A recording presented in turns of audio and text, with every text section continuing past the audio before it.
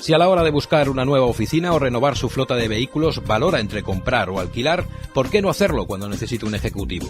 Porque a lo largo de la vida de su empresa puede necesitar del mejor ejecutivo durante un tiempo determinado.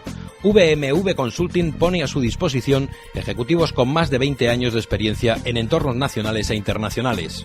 Una circunstancia temporal no puede convertirse en un gasto fijo. VMV Consulting. Conózcanos en www.alquilerejecutivos.com. www.alquilerejecutivos.com.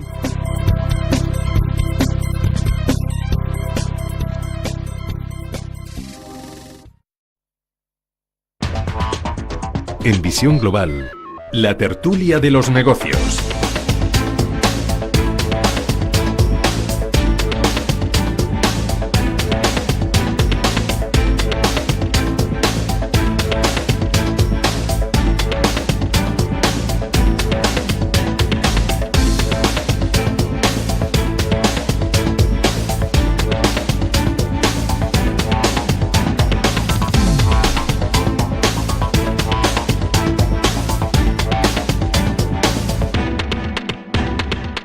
...37 minutos de las 8 de las 7 en la Comunidad Canaria. Después de la información y el análisis llega la opinión y la reflexión a la tertulia de Visión Global. Esta noche con Vicente Montañez. Muy buenas noches, Vicente. Muy buenas noches. En los estudios centrales de Radio Intereconomía. No te preguntaré por el tiempo en Valencia. Porque no lo sé. Efectivamente, en Madrid. Vicente Montañez, socio y director en VMV Consulting y en alquilerejecutivos.com. Rafael Moreno, buenas noches también, profesor. Hola, buenas noches. Director de la firma de consultoría Eticae y profesor de estrategia de SIC. E incorporamos también a esta tertulia a Pedro Fernández Villamea. Pedro, encantado. Un placer, buenas Manuel. noches, bienvenido. Es abogado y empresario y se asoma a esta ventana de debate por primera vez en Visión Global, aquí en Radio Intereconomía. Estabais hablando del tiempo, pero fíjate, estamos hablando del frío que hace, del que viene este fin de semana, pero no llueve. En el norte de España sí, ha nevado algo y ha llovido, pero seguimos sin lluvia, ¿eh? Sí. Ojo, y estamos en diciembre. Seguimos sin lluvia y desgraciadamente tenemos los pantanos, en fin, algunos Pelaos. por debajo Pelaos. del 20%. Es un problemón, a ver, es un problemón. Es un problema grave que hace cuestionarse algo que, claro, desgraciadamente es que solamente nos acordamos de estas cosas cuando no llueve, ¿no? Pero yo quiero recordar ahora todos Algunos aquellos se acuerdan proyectos de Franco. de las desalinizadoras, que solo hacía... de los distintos trasvases entre las cuencas, etcétera, etcétera, que cuando llegan estos momentos nos damos cuenta de que los recursos en la economía no solamente están para atender las situaciones de crisis, etcétera, etcétera, sino que se nos olvida lo importante que son las inversiones, no solamente para, digamos, generar empleos, sino además para asegurar la permanencia de la bonanza económica y del buen funcionar en general de la vida, ¿no? A ver. Sí, no, sin duda. Moreno. Un gran problema y hombre, siempre, pues, históricamente... Es que de seguir así vamos a tener restricciones de agua en invierno. Pues sí, es probable. Lo que pasa es que no. Y Vicente tiene muchísima razón. Hombre, estas cosas hay que... Pero esto es lo que decimos siempre de visión de Estado. Claro. Estaba leyendo hace algunas horas que hay supermercados que tienen problemas para encontrar botellas de agua Bezoya, por ejemplo. Sí, claro, pues puede ser. Está Pues si cayendo la cadena de valor del agua es claro, muy extensa, por lo tanto sí. puede afectar indudablemente tanto a productores como distribuidores, como a compradores, como a consumidores, indudablemente. Pero vamos, que... A ver, no se puede prever el futuro, no podemos prever que puede haber una sequía, pero hombre, en plazos muy largos sí se pueden hacer una serie de previsiones y tomar las medidas oportunas, y si no, nos acordamos de Franco, ¿no? Con los pantanos. Pero se pueden hacer, es verdad, que dicen de los trasvases, toda la lucha de hidrográfica hemos tenido, las peleas entre comunidades autónomas, el considerar este parte del río es mío, no lo comparto, la falta de visión, la cobardía política, en fin, hay muchísimas razones por las cuales pues estos problemas podrían aminorarse, aunque indudablemente catástrofes pueden ocurrir y accidentes pueden ocurrir, pero hombre, se pueden minimizar los riesgos de una forma un poco con visión a largo plazo, y eso no existe. De seguir así no nos vamos a pelear por las cuencas, etcétera. Yo creo, no va a haber, yo creo, Manuel, que incluso ni ya una gota de agua en verano yo creo que es cuando trasvase. sí vamos a notar realmente el problema. Ahora en verano ya hay que dar por hecho que a partir de verano muy probablemente rara va a ser la localidad en España que no va a tener algún tipo de restricción. En agosto casi seguro, y en julio veremos a ver cómo va abril y mayo. Pero hay que partir de la base que en España, salvo el norte, como comentabas, Manuel, prácticamente diciembre algo, pero enero, febrero y marzo no son llueve, fríos, pero secos. No, lloverá en marzo, abril. Si llueve algo, llueve ya para Cervantes, para el 23 de abril. Empieza ya a animarse la cosa, quizá un poco antes. Es decir, que días ahora mismo, hidrográficamente hablando, densos, podemos poner abril, mayo, y quizás hasta San Antonio, que antes hablaba en España de Santos a Santos, ¿no? Sí, así es. Pues pongamos de San José a San Antonio, por ponerlo algo así, como días lluviosos, que son 3 meses, y luego ya otra vez a decir, ojo, que no hay. Bueno, de hecho hay pantano ya con menos de lo que podríamos decir ya, términos residuales, que incluso ya conlleva un costo mantener el pantano con tan poca agua. Fíjate. Hablamos, por ejemplo, del pantano de Guadalajara, por ejemplo. Bueno, es un problema que yo creo que se sigue minusvalorando, se habla de ello, se sigue minusvalorando, comentaba. Estoy viendo Pero no hay precipitaciones, en fin, de 13 litros por metro cuadrado, 15, 4, 2, y eso es lo que está previsto para estas próximas horas, no hay nada más, estamos ya... Pero esa escasez de visión a largo plazo, de verdad, que nos vienen todos los problemas como de golpe, y entonces nos vienen todas las cosas como de golpe, y se ve a ver, siempre hemos dicho, y hablando de mercados financieros, tú no puedes prever lo que va a pasar mañana, es imposible, pero hombre, se puede prever que a 10, 15, 20 años, pues... Te puede tocar una sequía perfectamente. No, es decir, a largo plazo las previsiones son mucho más fáciles.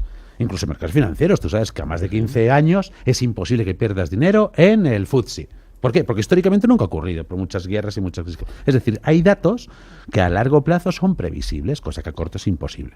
Entonces tú no sabes si va a llover de aquí a mañana, la semana que viene, pero sabes que en 15 años... Hombre, se pueden producir ciertas cosas, chicos, algunas medidas. El problema viene en que al final quien tiene que tomar las decisiones, su periodo electoral son 4 Siempre años. ese es el problema. Es decir, Ojo, Vicente, 4 sí llega, ¿eh? O cada año. o cada año, porque además si empezamos a mezclar llevamos ya un tiempo... Ojalá que se funcione por Olimpiadas. Pero además es que hay 2 aspectos importantísimos, que uno es un plan hídrico y un plan energético, que... esos 2 escenarios se adolecen ya desde hace mucho tiempo y que son vitales para el sostenimiento de cualquier sociedad. Es decir, la energía... ¿Zapatero fue lo primero que se cargó? ¿El Plan Hidrológico Nacional? Bueno, claro, porque está muy iluminado. Entonces, pues... Bueno, y el plan eléctrico ahora, pues, en fin, también... lo tenemos ahí muy pendiente, ¿no? Claro, efectivamente, y vendrán nuevamente las subidas del precio de la luz. Hoy contábamos que en noviembre ha subido efectivamente, el 1,5% prácticamente, pero es que en octubre subió el 3%. Efectivamente, creo que llevamos acumulando. El agua seguirá subiendo. Y va a seguir subiendo, y en la medida además en la que se persista la sequía, pues toda la aportación de energía hidráulica, que además es una energía relativamente barata aquí en España, pues tampoco lo vamos a tener y seguirá subiendo. Los salarios también seguirán subiendo. Seguro, seguro. Sí. Los salarios seguirán subiendo. Dicen que en la radio la ironía no funciona, ¿no? No, pero yo creo que lo ha entendido perfectamente todo el mundo. Todo el mundo que nos está escuchando en estos momentos a través de la sintonía de Radio Intereconomía. Hoy hay un informe del Banco de España diciendo que los salarios en 2017 siguen sin subir, es más, siguen bajando. Efectivamente, tenemos mucho contrato temporal, tenemos todavía mucho desempleo y son causas fundamentales de que no suban salarios. No, la causa yo la veo muy aunque muy algún oyente obvia, podría estar diciendo, hombre, si me suben la luz, me suben el agua, me suben los impuestos, pues lo normal es que me suban también el sueldo, ¿no? Sí, eso sería lo normal, pero esta relación no es lo que sucede. Es decir, seguimos teniendo un problema, y es que hemos repuntado en determinados elementos de la crisis, pero seguimos sin tener un cambio de modelo productivo, y lo que tenemos al final es una muy baja productividad, y hemos ganado productividad en esta crisis manteniendo la masa salarial, es decir, redistribuyendo la masa entre más personas, con lo cual por eso hay más temporalidad y por eso hay más gente trabajando, pero al final esa gente que trabaja gana menos. Claro, peor era la otra situación, pero ahora lo que tenemos es que ser capaces de mejorar la productividad de este país, y desde luego basándolo en el sector servicios y sobre todo con los niveles de productividad tan baja que tenemos, pues se hace cada vez más imprescindible un cambio de modelo productivo, ¿no? Además, hemos hablado varias veces de los salarios, pero los salarios, vamos a ver, los salarios dependen indudablemente de los mercados, de los consumidores, de lo que se compra, de lo que se vende, las grandes cadenas de valor de casi todos los sectores, desde la energía, telecomunicaciones, al textil. Casi todas las cadenas de valor están machacándose. O sea, en todos los pasos de la cadena de valor vivimos en un mundo low cost, y vivimos en un mundo en el cual se va a volumen, quitando algunos sectores más dedicados a nicho o quitando algunas empresas que están más dedicadas a segmentos muy determinados. la globalidad, el global, es que todas las empresas compiten por volumen y solo se puede competir por volumen bajando márgenes. Y bajando márgenes tienes que bajar márgenes en temas de materia primas, de costes de producción y, por supuesto, costes laborales. Es decir, el mundo empuja a que los costes cada vez sean menores. ¿Cuándo? Cuando no se genera valor. Es decir, cuando una persona es sustituible, cuando una persona es fácilmente reemplazable, a esa persona no se le va a pagar dinero ya nunca. Ya nunca. Por lo tanto, lo que hay que cambiar es radicalmente el sistema de establecimiento de los salarios. Los salarios tienen que ir en relación siempre a la cuenta de resultados de la empresa. Y la gente tiene que asumir, por una parte, el empleado tiene que asumir que su salario base puede ser bajo, pero también reclamar y exigir que haya una parte en cuanto a variable si las cosas van bien. Y el empresario tiene que asumir que si comparte esa cuenta de resultados en forma de variables para sus empleados, la gente va a estar más contenta, se va a producir mejor y, chicos, simplemente vas a compartir una pequeña parte de lo cuanto ganas. Y eso tiene que cambiar. Lo que no es posible es que los convenios sigan siendo en base a la inflación o en base a, vamos a elevar flat, normal, un 1,5%. Eso no funciona. Tiene que haber un convencimiento por parte de los empresarios de que pagar a la gente bien en base a variable es beneficioso. Y hay muchos empresarios que todavía lo dudan. Y el empleado tiene que asumir que no va a ganar más dinero nunca. Es que el mundo ha cambiado. Es que ya no es lo que había ni siquiera hace 10 años. Y por lo tanto vamos a un mundo low cost donde los salarios son low cost. Y esa es la realidad, porque luego como consumidores nos encanta que sea low cost. El low cost, ¿sí? Bueno. Entonces, el salario low cost, el empleado low cost, ha llegado para quedarse, igual que están todos los elementos de consumo low cost. Por lo tanto, eso va a seguir así. Va a seguir así siempre, porque si no, no puedes competir con el resto del mundo, porque estamos en un mundo global. Por lo tanto, lo que hay que hacer es ser amplio de miras y decir, bueno, vamos a poner una parte del salario que sea variable y efectivamente, si las cosas van bien, oye, que yo también sea beneficiado como empleado, porque estamos viviendo realmente casos que son realmente de esclavitud, ¿eh? Sí. Estamos viviendo casos de esclavitud. Pero fíjate, al margen de pero cambiemos un poco ese concepto. Al margen de lo que estamos contando, sí, de los salarios que siguen bajando en este 2017, consumo récord en España. No, claro. Si las cosas van bien. Este trimestre pasado. Consumo récord. Y ojo, Pedro, veamos por ejemplo el Black Friday, sin ir más lejos. Sí. ¿Cuánto tiempo? Creo que lo comentábamos Vicente una vez. ¿Cuánto tiempo lleva en España el Black Friday funcionando? ¿5 años? 3 años. 3 años, sí. como mucho. 3, 4 años. Bueno, 5 pues, muchos me como parece. mucho. Sí, mucho me parece. 3 años. Sí. 3 años. Bueno, es una costumbre americana que no sabemos cómo aterriza aquí de repente y aterriza para quedarse. Como el Halloween. De una manera espectacular. Aterriza y Tenemos aquí un Black Friday que ya, desde un punto de vista competitivo, todas las empresas destinadas al consumo ya ponen en el calendario ese último fin de semana de noviembre, que algunas empresas evalúan en torno a un 25% de las ganancias finales del año, solo esos 3 días del año. Leía, por ejemplo, el otro día que Amazon, por ejemplo, por poner un nombre, pues bueno, calcula vender solo ese fin de semana 1 millón de unidades, por ejemplo. Se habla en torno de la contratación ex profeso, solo ese fin de semana, en torno a 8.000 repartidores ex profeso. Hablabas, Rafael, de cambio de mentalidad. Lo mismo es que tenemos que empezar a asumir que solo vamos a funcionar medianamente bien en la medida en que sigamos consumiendo. Y solo va a ser el consumo, porque a lo mejor es que el cambio al que apeláis de mentalidad a corto plazo, ojalá que me equivoque, es utópico. A corto plazo es utópico. Ese cambio de mentalidad, decirle a una persona, mire, usted va a cobrar 1.000 euros y puede ganar otros 700 en función de ventas, en función de ganancias generales de la empresa, en función de lo que haga usted y lo que haga el grupo. A nivel motivacional, el sistema anglosajón lo asume como normal. El sistema europeo no lo ve así. Ve su sueldo fijo y chimpún. Ahora bien, dice, no, es que esto no va a ser así. Una de dos. O aprendemos a vivir con menos, que ya lo estamos haciendo, que es fácil decirlo, luego hay que hacerlo, porque la vida cuesta lo que cuesta. Bien. Pero en asumiendo eso, yo en este caso como empresario, como el que dice, bueno, vamos a hacer cuentas, lo haces. En vez de dar 12, das 14 pagas. Yo digo, yo no voy a dar 12 prorrateadas, quiero dar 14 pagas. La de julio y la de Navidad. El empleado lo agradece y lo agradece mucho, pero tampoco le puedo pedir peras al olmo. Es decir, también soy realista y sé que luego las horas extras también, es decir, que hay que un ten content, que es lo que hablabas. Es decir, yo doy lo que decían los clásicos, do ut des. Doy si no es complicado. Ahora bien, si seguimos anclados en el sistema decimonónico en virtud del cual el empresario es el malo porque es el explotador, el trabajador es el bueno porque trabaja mucho y bien. Ojo, que el empresario, hay mucho empresario muy normalito que hace de un menú de 10 euros un menú de boda. Sí, sí, claro. Más en Cuidado. España. No cabe duda, no cabe pymes, duda, no cabe duda. como Sí, el gran tejido sí, yo creo que es un empresarial cambio, español. yo creo que es un cambio de mentalidad. Además, los cambios de mentalidades a veces parece que exigen un largo tiempo y a veces son de golpe, ¿eh? Porque no te queda otra. O sea, es decir, no nos equivoquemos que a veces se tarda mucho en cambiar. No, yo me acuerdo una vez... Pero tú crees, Rafael, que a corto plazo ese cambio de mentalidad, empresario-trabajador, ese tándem, se puede dar a Vamos corto ver, plazo, ¿eh? Vamos a ver, A corto plazo. pero ese cambio de mentalidad nunca se va a dar completamente porque muchos, y ahí tenemos todos los populismos, creen que el empresario es el malo y el trabajador es el bueno, y eso va a darse siempre. Pero a la hora de la realidad, lo que se tiene que asumir es realmente el concepto low cost. Y si igual que vivimos, tú has dicho el Black Friday, pero ya no solo es el Black Friday. Vivimos en un mundo en el cual las rebajas ya no tienen éxito de febrero porque está todo el año en rebajas. Es decir, nos hemos acostumbrado a comprar barato, nos hemos acostumbrado todos como consumidores a comprar barato y ya esperamos el descuento que hay todos los meses, hay descuentos de todo tipo. Bien, igual que uno asume eso como consumidor, debe asumirlo como empleado. Y como empleado decir, vamos a ver, si yo estoy exigiendo que me vendan barato, significa porque hay gente que fabrica barato. Y yo puedo ser parte de esa cadena de valor que trabaja barato. Entonces, que asuma la gente que hay una dicotomía ahora mismo salarial y profesional fundamental. Aquellos que crean mucho valor y ganan mucho dinero y van a ganarlo mucho más, y el resto. Y eso es así. Y es que quien no lo vea, pues lo lamento mucho, pero la realidad es que es un mundo low cost y mucho de generación de valor. El que genere valor va a ganar mucho dinero, como se está ganando.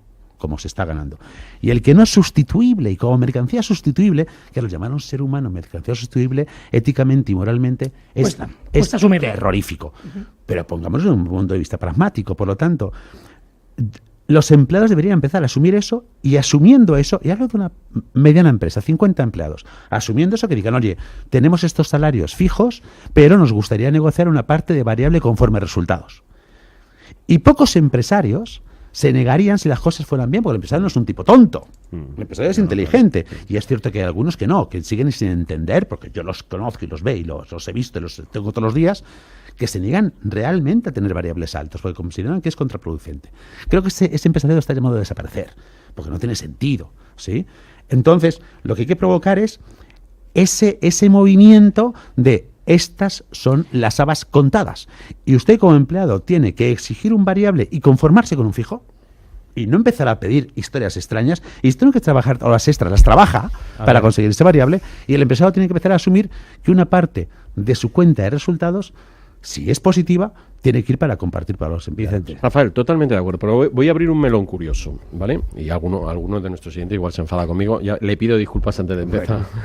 Mira, perfecto, te lo compro. Pero es más, mi experiencia profesional me dice que cuando vienen situaciones complicadas en las empresas, se puede, por lo general, contar con la gran mayoría de los trabajadores, sobre todo cuando estamos hablando de un entorno de pyme más o menos flexible, ¿de acuerdo? Y me refiero en situaciones de crisis, a descuelgues salariales, etcétera. Mientras que lo plantes correctamente y las cosas se hagan bien, la gente suele acceder. Ahora, en estos momentos estamos frente a una situación que llama poderosamente la atención. Y es que el salario medio de un funcionario de este país es 1.000 euros superior al del resto de la gente. Al del sector privado. Es decir, que hemos ajustado la competitividad con cargo a salarios, pero por contra nosotros no hemos sido capaces de ajustar en la misma proporcionalidad el coste de nuestras estructuras administrativas. Algo falla aquí. Es decir, Eso lo decía el otro día también en la tertulia del martes. No recuerdo si era el profesor Córdoba o Emiliano Garayar. Claro. Hay algo que no está funcionando. Entonces, lo que requerimos también es que aporte a mejorar esa competitividad también el sector público. Y ahí sí que va a ser a ver quién es el guapo que le pone el cascabel al gato. ¿Vale? Pero este realmente es el gran problema. Es decir, la llave en estos momentos, frente a lo que tú estás planteando, que lo compro en su totalidad, lo tienes ahí. Es decir, oiga, ¿y qué pasa con toda esta carga de estructura? ¿Qué pasa con toda esta cantidad brutal de impuestos, de deuda que se genera al final para pagar unos gastos que están totalmente en salarios, que están totalmente en desacuerdo con la realidad actual del país a fecha de hoy, ¿no? Sí, porque el salario medio de un funcionario está por encima del salario medio del sector privado. Pues si no me equivoco, el del sector privado. Hay otro dato que llama todavía poderosamente más la atención. España, contrariamente a lo que pensamos, no es un país que tenga mucho funcionario, pero sí que tiene los funcionarios con salarios más altos. Hablo de datos de la Unión Europea, ¿eh? decir, que claramente esto es algo que hay que revisar y hay que revisar ya. Sin perjuicio, Vicente, de retocar el sistema en sí, no solo hablo de nóminas, el sistema en sí administrativo. ¿Bien? Cómo funciona la administración, Bueno, eso además. autonomías, diputaciones, etcétera, eso. Pero bueno, lo hemos hablado. ¿Quién le pone el cascabel al gato a corto plazo? A nadie. ¿Por Es qué? una cuestión política y de votos. Porque no se trabaja, lo hablábamos antes, volvemos a lo mismo. No hay esa visión de Estado. Al no trabajar a medio o a largo plazo, ¿quién lo va a hacer? ¿Quién va a decir, señores, bueno, vamos a plantearnos, pongo un número, un 15% de reducción y que eso derive en, bueno, pues a lo mejor hay que plantearse hasta qué punto leíamos el otro día, cómo se van a pagar las pagas extras de las pensiones ahora este mes, cómo, pues tirando de hucha y aumentando la deuda pública. crédito. Y viva España. De hucha no queda nada. Y viva España. Crédito. Pero fíjate, pero eso- esa es- Crédito. pero este adelgazamiento de la administración pública, mira, si no ha ocurrido ya en los peores momentos de nuestra historia económica, eso no va a ocurrir nunca. Porque había los mimbres para poder haberlo hecho en 2012. El contexto era perfecto. 2012, y no se ha hecho. Entonces es imposible, es una lucha perdida en todos los sentidos. Yo no y- tiro la toalla. Yo creo que...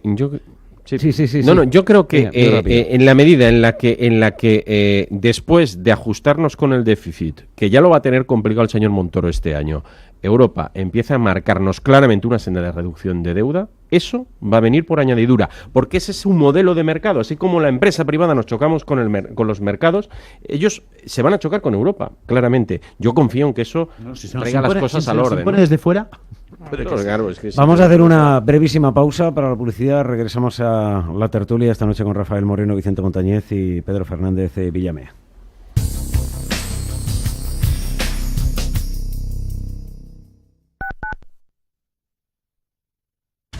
Atención, atención. Recupere su dinero invertido en preferentes, subordinadas, bonos y cláusula suelo sin coste alguno con GEAM Abogados. No espere más. Llame sin compromiso al 91 457 60 96 y obtendrá los mejores resultados. Recuerde, GEAM con J. 91 457 60 96. Cocina mediterránea con toques renovados en Restaurante Al Punto, donde el protagonista es el producto de temporada y que además ofrece menús de empresa adaptados en producto y precio al gusto del cliente. Restaurante Al Punto, Avenida Machu Picchu 85 en Conde Orgaz, servicio de aparcacoches y una terraza para disfrutar todo el año. Reservas 91 300 1447 o alpunto85.com. La oficina define que su cometido es asegurar en todo el mundo la uniformidad de las mediciones y su trazabilidad al Sistema Internacional de Unidades. Históricamente, la metrología ha pasado por diferentes etapas. Inicialmente, su máxima preocupación y el objeto de su estudio fue el análisis de los sistemas de pesas y medidas antiguos. Sin embargo, desde mediados del siglo XVI, el interés por la determinación de la medida del globo terrestre y los trabajos correspondientes pusieron de manifiesto la necesidad de un sistema de pesas y medidas universal. Este proceso se vio agudizado durante la Revolución Industrial. Culminó con la creación el 20 de mayo de 1875 de la Oficina Internacional de Pesos y Medidas y la construcción de patrones para el metro y el kilogramo como unidades básicas del que se llamó entonces Sistema Métrico Decimal. La sede de la oficina está ubicada en el suburbio parisino de Sèvres y en ella se guarda el kilogramo patrón internacional, única unidad materializada del Sistema Internacional de Unidades en uso, procedente del viejo Sistema Métrico Decimal.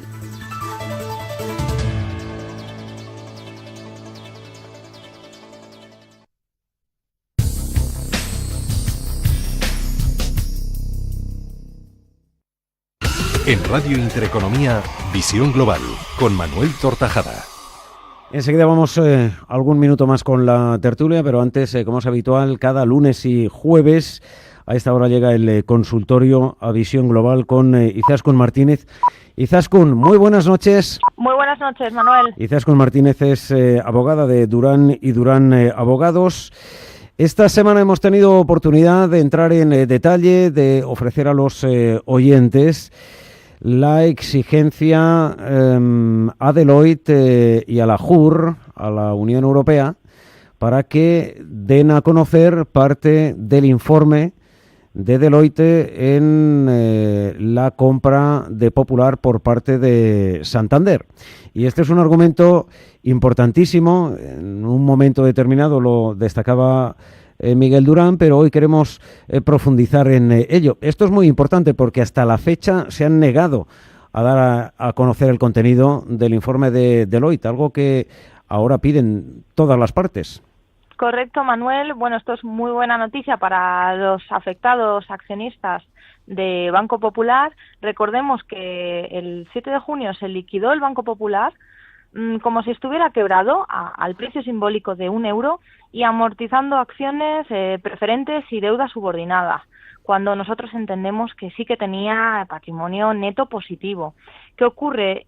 Hay una valoración que está contenida en ese informe de Deloitte que, tal como tú estás diciendo, jugó un papel muy relevante para la resolución por parte de la JUR del Banco Popular. ¿Qué ocurre? Bueno, han habido filtraciones, no sabemos, este informe se dice que hay una valoración entre menos 2.000 millones de euros y menos 8.000 millones de euros, que es mucho margen. También hay otras filtraciones que dicen que la valoración era positiva, Manuel, de 1.500 millones de euros, y a día de hoy, tras un recurso al panel de apelación de la JUR, entiende la resolución, el dictamen, que se están violando los derechos de los inversores, los derechos de transparencia, incluso los derechos también de democracia, y que se tiene que publicar, bueno, los datos sensibles no se publicarán, pero se va a publicar ese informe de Deloitte y además el documento del último plan de resolución de Banco Popular. ¿Qué consecuencias puede tener esto para los afectados, para los defendidos de Durán y Durán?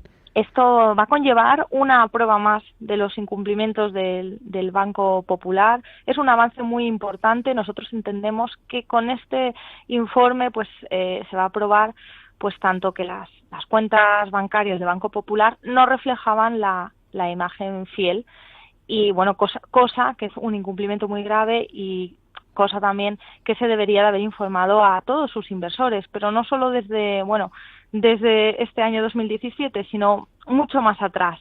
Y bueno, además también entendemos que va a ser un avance muy importante para la judicialización de Banco Popular este próximo año. También sobre la venta, también ha hablado en su dictamen el panel de apelación, también entiende que esa decisión de venta de Popular a Santander también pues ha sido muy vaga, y que no se cumplen también las obligaciones ni se han motivado esta decisión porque no permiten, digamos, a los inversores cuestionar la corrección de la decisión.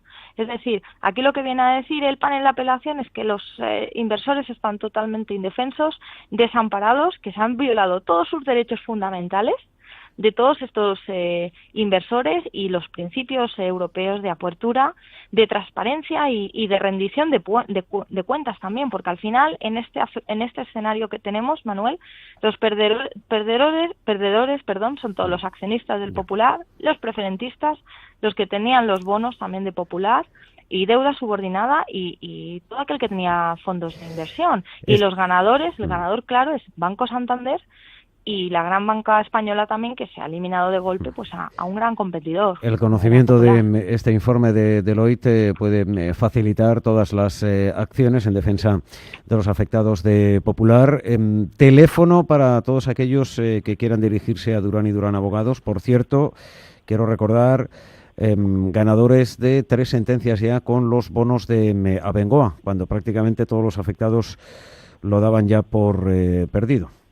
Correcto, sí, tenemos también esas sentencias de bonos Abengoa, y nosotros animamos tanto a los afectados por el Popular como por los bonos Abengoa que se pongan en contacto con nosotros. Nuestro teléfono es gratuito, consulta gratuita al 983 30 20. Nuestra página web también tenemos el formulario, las 3 www.duranyduranabogados.com, y el correo de Manuel Tortajada, mtortajada@intereconomia.com. 983 30 20. Gracias, Izaskun Martínez, gracias, abogada de Durán y Durán. Buen fin de semana. Abrazo. Hasta lunes. Igualmente.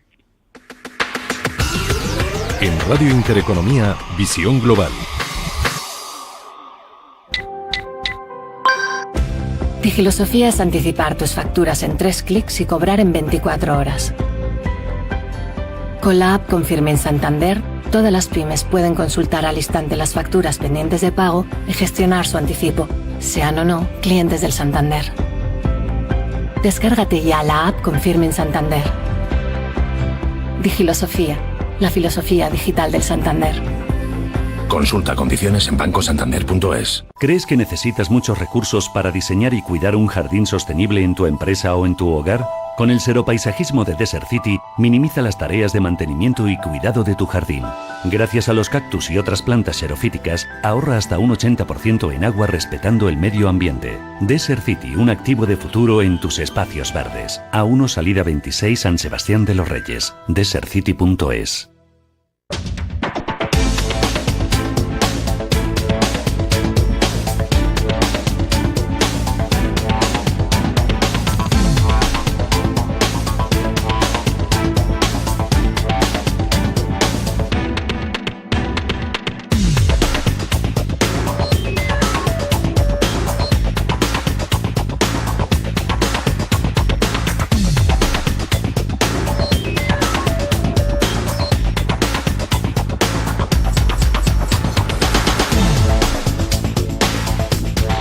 Seguimos en la tertulia, unos minutos más.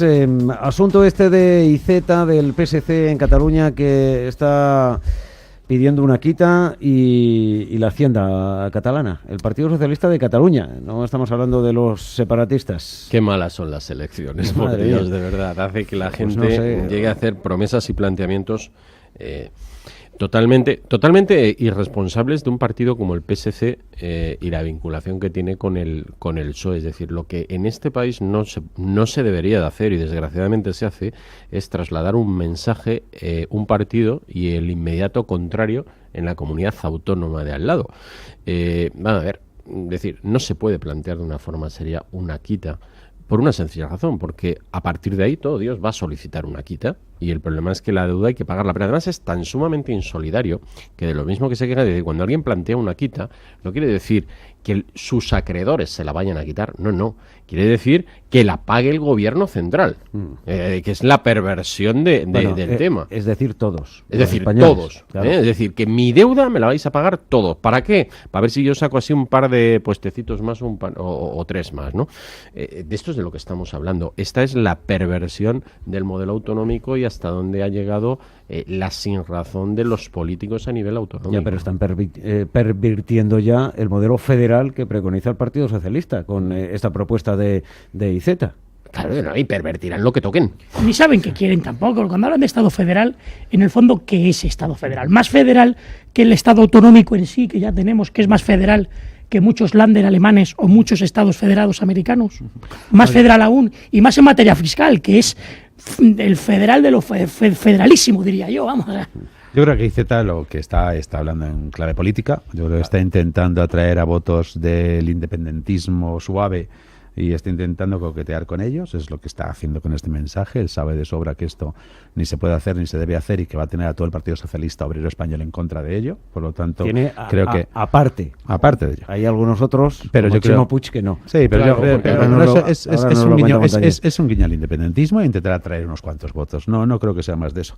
En cuanto al todo el sistema de tributación que tenemos, todo el sistema autonómico que tenemos en este sentido, vamos a ver, no nos escandalicemos, esto pasa en todos los lados. Quiero decir, aquellos que pagan más quieren pagar menos, aquellos que dan más a un fondo de seguridad quieren hacerlo menos. Pasa en Alemania, pasa en Suiza, siempre hay discusiones en cuanto a mi aportación al conjunto. Eso pasa siempre. Aquí lo que debería haber es un gran acuerdo de los partidos españoles, es decir, de los partidos de implantación a nivel nacional, como es el Partido Socialista, como es el Partido Popular, como es Ciudadanos, para hacer realmente, si es necesaria, una reforma en este sentido, donde estuvieran de acuerdo. Pero en absoluto dar ningún tipo de pábula a los nacionalismos. Los nacionalismos son excluyentes, los nacionalismos son egoístas, los nacionalismos nunca van a pensar en términos de solidaridad, nunca van a pensar en términos de que la soberanía nacional está en todos los individuos y en los territorios. Y eso no lo va a pensar jamás un nacionalista. Por lo tanto, lo que habría que hacer si se quiere cometer una reforma en este sentido es que fuera para todos, jamás para una parte, y menos nacionalista como Cataluña o el País Vasco, y por supuesto bajo un principio que es en gasta e ingresa. Oye, si a mí todas las comunidades empiezan a querer decir, bueno, mire usted, yo recaudo mis impuestos, gasto lo que tengo que gastar, no gasto más de lo que ingreso, y eso con un fondo común para que no haya diferencias entre territorios en base a sanidad y educación, a mí no me parece mal. Si luego usted quiere pagar a los que van a visitar a Puigdemont, a donde sea, páguelo usted, pero rinda cuentas, cómaselo, no se puede gastar más de lo que se ingresa y ya vemos usted cómo luego da explicaciones a su pueblo. Por lo tanto, a mí no me parece mal en principio, pero para todo el mundo, en toda España y con absolutamente el consenso de las grandes políticas. Claro, pero luego en el fondo, Rafael, ¿cuál es la moraleja que se está transmitiendo detrás? Que yo debo un dinero y si quiero no lo pago. Bueno, la condolación sí. Es una insolvencia no punible. Por lo tanto, uno dice, señores, que cuando cualquier persona física de esto llamado país debe un dinero y no lo paga, pues normalmente hay un procedimiento de embargo. Y hay que ver si no lo paga porque no quiere o porque no puede. Si es porque pudiendo tal, eso es una insolvencia punible, ya entra de por medio del Código Penal. Pero aquí parece que a nivel político, concretamente a nivel autonómico, la punibilidad de la punibilidad no solo no se habla, sino que incluso puede servir de punta de lanza para poder acaparar ese cinturón fundamentalmente industrial de Barcelona, los Hospitalet, los Cornellà, que hay mucho votante quizá dubitativo de un CIU en su momento, pero que en su momento sí eran de Maragall, no digo de PSC, en su momento de Maragall, que con la vertiente que ha ido dando el Partido Socialista se han derivado en un CIU. Y bueno, voy a decir eso a ver si decimos que nos ponemos la cuenta a cero y ya veremos por dónde sale el sol. Ahora bien, para el ciudadano de a pie dice, señores, ¿qué broma es esta? Que estamos hablando antes del agua, lo que está costando ahora el precio de la luz, lo que está costando ya muchas cuencas hidrográficas el mantenimiento de pantanos sin agua, literal. Estamos viendo que todo está teniendo un coste solo por un factor, que no llueve. Y ya no llega una persona, tan tranquilamente. Y de repente, tachán, se me ocurre esto, y el ciudadano de a pie no se cuestiona cosas. Oiga, pero el de a pie fuera de Cataluña. No se cuestiona cosas, sí, pregunto. Bueno, sí, claro. Y de Cataluña, si le quitan el 40% de la deuda, vamos. Y aceita lo que le interesa, lo que le interesa. Y a los separatistas, si les quitan el 40% de la deuda después de que se la han comido, pero vamos, así, han engordado todos, un montón, pues más que más. Pero Manuel, lo perverso, porque en un momento dado se podría llegar a plantearlo en otro contexto, pero lo perverso de todo esto es que quieren que les quiten la deuda para seguir endeudándose.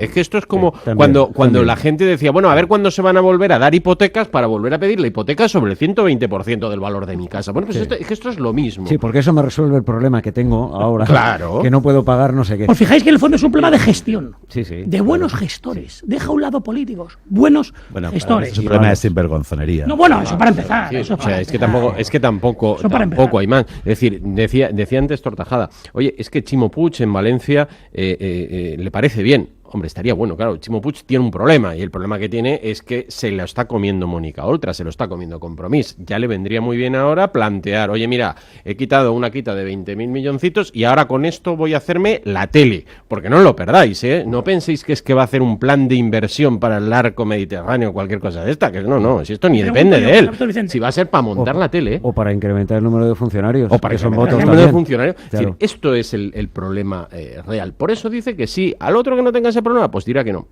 Esto es a lo que nos está llevando el estado de las autonomías. Y esto, lo que yo creo que después de lo que hemos vivido en Cataluña, lo que habría que ir es contrariamente en el sentido que se está yendo. Es decir, vamos a empezar a recuperar. No te extrañe, pero en algún momento determinado esa tendencia siendo muy pragmático, va a ser muy difícil darle la vuelta hasta las autonomías. Lo que habría que hacer realmente es que cada uno sea responsable de lo que ingresa y de lo que gasta, y que esté un umbral de gasto absolutamente cerrado y que uno afronte sus gastos. Vamos a ver, en Estados Unidos cada estado puede gastar en lo que quiera y en lo que le dé la gana. Y uno tiene impuestos a una cosa, otro impuestos a otra cosa. Cada estado funciona así. Sí, pero es que aquí no tenemos estados. No, pero imaginemos que llegáramos a ese punto. ¿Cómo hace Europa con los estados? A mí no me importaría que España lo hiciera igual con las comunidades autónomas. Sí, pero tú estás reconocido en todos los mercados. Rafael, tú tienes capacidad de endeudamiento. La Comunidad Valenciana, la Comunidad de Cataluña, es decir, ahora mismo no tienen capacidad alguna de endeudar ni de pedir nada. Es decir, y lo que están consiguiendo a través de deuda financiera, ¿de acuerdo? Que es la única deuda que sube. Es decir, curiosamente, baja la deuda de las empresas, baja la deuda de los particulares y sigue incrementándose la deuda de las administraciones públicas, hablando de deuda bancaria. Es decir, pedir. Si es que no pueden pedir. Pero se te viene a sacar el Estado español las castañas del fuego, Claro. empiezas a gastar, luego pides una condenación, luego dices España nos roba, luego, si tú, sin embargo, oye, tú recaudas tus impuestos, tú gastas con unos umbrales absolutamente fijos, determinados, estrictos, de sanidad, de educación, de cosas comunes a todos como el gasto militar, como los gastos exterior, tú dejas todo eso zanjado y dices, sí, ahora usted recaude y gaste. Con estas pautas que nos hemos marcado. ¿Pero y esto a entre quién le todos. interesa? A todos los españoles. No, porque así sabríamos perfectamente vamos a ver, quién gasta en qué. Y si usted tiene problemas de usted, mire, usted quiere viajar en business, viaje en business. Otro, el de Andalucía puede viajar en el turista. español es más simple. Claro. El español, no, iba a decir, no se me entienda mal. Él lo que quiere es tener una sanidad, tener una garantía de unas pensiones. Esto es lo que queremos Una todos. educación. ¿Cuál es la diferencia? Y en Cataluña se ha dicho que eso no lo tienen, no porque sean unos malos gestores, no porque estemos en una crisis económica, sino porque España nos roba. Claro. Es decir, pero ese Pero tú sentido eso lo evitas, independentista pero tú eso lo viene, evitas, pero tú eso lo evitas diciéndoles, cojan ustedes sus impuestos, gástenlo. Te has quitado la España nos roba de golpe. Gástenlos. Piensen usted en que los gasta. Ahora sí, luego hay un fondo de solidaridad nacional para que no haya diferencias. Pero ya ese Pero fondo, ya entonces ese fondo ese fondo viene de sería- dónde? Ese fondo viene de dónde? dónde? Porque, Claro, algunos que porque, paguen claro, más, claro. Si en Cataluña Claro. recauda y se gasta todo lo recaudado, No, lo que pasa es que habrá que marcar unos puntos, claro. puntos de Vale, solidaridad, por lo tanto, donde no. quien más tiene tenga que aportar a quien menos tiene. vale, pues eso estamos- no cabe la menor duda. Ya, pero entonces Pero vamos eso a un pasa en poco al Europa. sistema que Los tenemos famosos, ahora, ¿eh? Los famosos fondos FEDER, los famosos fondos europeos, que España ha sido receptor de dichos fondos durante 25 años. Y los belgas nos decían, que os estamos pagando las carreteras. Y hablabas con un holandés y te decía que te estamos pagando el AVE. Y eso ha ocurrido durante 25 años. Ya dejamos de ser receptor nosotros ahora para ser donante. Y ahora nosotros tenemos que aportar al crecimiento de Holanda, de Polonia, al crecimiento de Eslovenia, etcétera. Bien, no hay quejas sobre eso. Siempre va quejas del cuánto. Eso no pasa nada. Va a ocurrir toda la vida. Pero ese modelo es lo que tenía que existir. Muy rápido. Una última reflexión. En definitiva, Pedro, que nos no vamos puede al salir Carajal gratis, político. no puede salir gratis de ver un dinero, y más con la precariedad que estamos hablando de las nóminas con las que abríamos la que tertulia. arrancábamos con Entonces, la el caída ciudadano del tiene que apreciar salario. que no todo vale. Entonces, que una persona diga eso automáticamente tiene que tener un bajón electoral. Si venían de tener 12, 14 escaños, es decir, y por desgracia, ojo, que lo mismo hasta sube. Para que veamos cómo, por desgracia, en política, para muchos, mucho o casi todo vale. Gracias, profesor Moreno. Gracias. Una semana más. Disfruta del fin de semana y el jueves que viene te tenemos aquí, ¿no? Es una semana rara, complicada, pero bueno, ya confirmamos. Gracias. Gracias también a Vicente Montañez. Vicente, Gracias a vosotros. muy buena semana también. Gracias a bueno. Pedro Fernández Villamea, abogado y Un placer, empresario, Manuel. que se ha incorporado por primera vez a esta tertulia y seguro que no es la última. Seguiremos contando con su asistencia. En un instante llega el Carajal político.